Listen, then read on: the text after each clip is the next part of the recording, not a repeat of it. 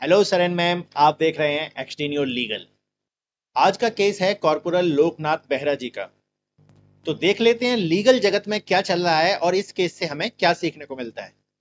सबसे पहले ये जान लेते हैं कि इस चैनल की जरूरत ही क्यों पड़ी।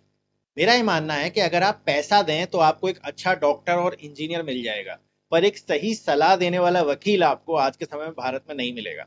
तो ऐसी स्थिति में जब कोई भी आपको सही सलाह नहीं दे रहा है तो खुद आपको लीगली अवेयर होना जरूरी है। इसी चीज को ध्यान में रखते हुए मैंने ये चैनल शुरू किया है। कोर्ट केसेस में क्या होता है कि पीछे देखो आगे चलो वाली बात होती है, यानी जो पहले के कोर्ट केसेस आ चुके हैं, जजमेंट आ चुके हैं, उनको आधार बनाकर आप अपना केस आगे कर सकते हैं और इस बात की संभावना बहुत ज्यादा है कि आपको जीत मिलेगी अगर आपने रेफरेंस बिल्कुल सही लिए तो इसी बात को ध्यान में रखते हुए हम सारे कोर्ट केसेस को, उनके जजमेंट को एनालाइज करेंगे और आपके लिए एक सिंक्रोनाइज्ड इंफॉर्मेशन अवेलेबल कराएंगे। अगर आपको ये वीडियो हेल्पफुल लगे तो प्लीज सब्सक्राइब जरूर करिएगा और हाँ, कमेंट सेक्शन में वन टाइप कर दीजिएगा, इससे बहुत हेल्प मिलती है। तो बिना कोई टाइम वेस्ट किए केस देख लेते हैं। तो आज का केस है कॉर्पोरल लोकनाथ बेहरा का। डायरी नंबर है 03/2024। मिसलेनियस एप्लीकेशन नंबर है 17/2024। 2024 का ही ताजा ताजा केस है, बहुत पुराना नहीं है। देख लेते हैं केस में क्या है। केस का ऑर्डर पास हुआ था 3 जनवरी 2024 को। एप्लीकेंट है corporal Loknath Behera versus union of India. Bench थी armed forces tribunal, principal bench, new Delhi. इस केस में जज थे honourable Mr Justice Rajendra Menon. Application file की गई थी under rule 6 of AFT procedure rules 2008। इनका केस पहले जयपुर में चलना था, लेकिन जयपुर कोर्ट में स्ट्राइक चल रही थी, इसीलिए इन्होंने AFT principal bench new Delhi में एक केस लगाया। इसे लगाने के लिए आपको अंडर रूल 6 के तहत आना पड़ता है। कोर्ट ने इसमें क्या ऑब्जर्वेशन निकाला। Territorial jurisdiction lies with armed forces tribunal regional bench Jaipur, यानी जयपुर के पास टेरिटोरियल जुरिस्डिक्शन है इस केस में डिसीजन देने के लिए। जयपुर बेंच में स्ट्राइक चल रही थी तो इसीलिए वहां का कामकाज बंद था, लेकिन स्ट्राइक बंद हो चुकी है और Jaipur bench had resume functioning from 2 जनवरी 2024, यानी जयपुर बेंच ने काम करना शुरू कर दिया है। Similar applications were already rejected on same ground, यानी जितनी भी एप्लीकेशन रही होंगी AFT principal bench new Delhi के पास, उन सबको रिजेक्ट कर दिया गया है। कोर्ट ने डायरेक्शन दी है कि आप एएफटी जयपुर जाइए या फिर अपनी कंसर्न एएफटी जाइए। जुडिशियल नोटिस ऑन पेंडेंसी, इसके पीछे एएफटी प्रिंसिपल बेंच ने ये वजह बताई थी कि प्रिंसिपल बेंच न्यू दिल्ली के पास 6000 से ज्यादा केसेस पेंडिंग हैं। 3 कोर्ट हैं जिसमें से सिर्फ 2 ही फंक्शन कर पा रहे हैं, जबकि रीजनल बेंच जयपुर के पास सिर्फ 900 केसेस पेंडिंग हैं। तो कोर्ट का डिसीजन फाइनली था कि एप्लीकेशन डिसमिस की जाती है और एप्लीकेंट को लिबर्टी दी जाती है कि वो जयपुर बेंच में जाकर अपनी कंप्लेन को दोबारा से करें। तो देखिए, ये तो थी केस की कहानी। से हमने क्या सीखा। हमने 3 चीजें सीखी। पहली चीज ये थी कि जिस भी कोर्ट के जुरिस्डिक्शन में आपका केस आए, आप उसी में अपना केस फाइल करें। दूसरी चीज हमने ये सीखी कि check pendency of cases in different benches before filing.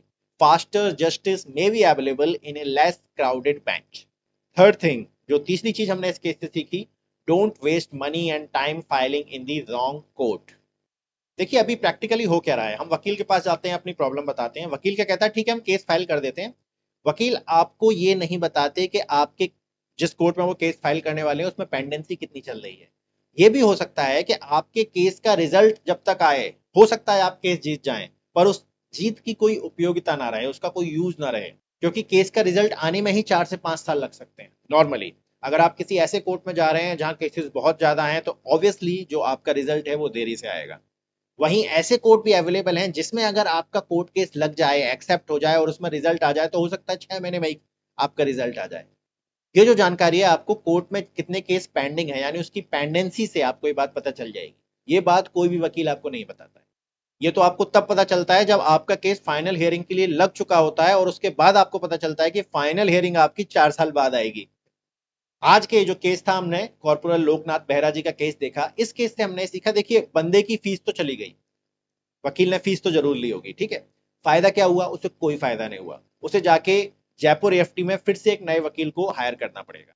तो फीस चली गई, कोई फायदा नहीं हुआ। इस चीज से लोकनाथ बेहरा जी बच सकते थे अगर वो उस कोर्ट में पेंडेंसी को पहले से जान लेते। साथ ही इस तरह के जो भी केसेस होते हैं वो रिपीटेटिव नेचर के होते हैं, जैसे कि जज साहब ने बताया, देखिए यहाँ पे लिखा हुआ है, जज साहब ने बताया similar applications were already rejected on same ground.